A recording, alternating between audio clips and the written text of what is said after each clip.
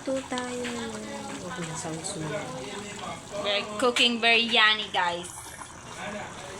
We are trying.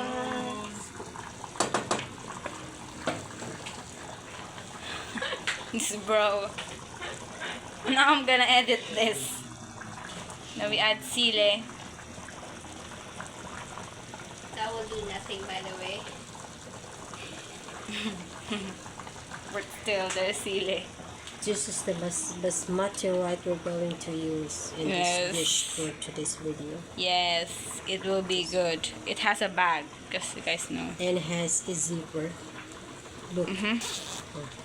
If you have money, you can put inside. Yes. You see? No one will know. Basmati rice. You see? Yes. This is the biryani, original biryani. Mm-hmm. You put it there. This one can use for money. Okay. Pag naluto na po ito, we will cook the rice, the biryani.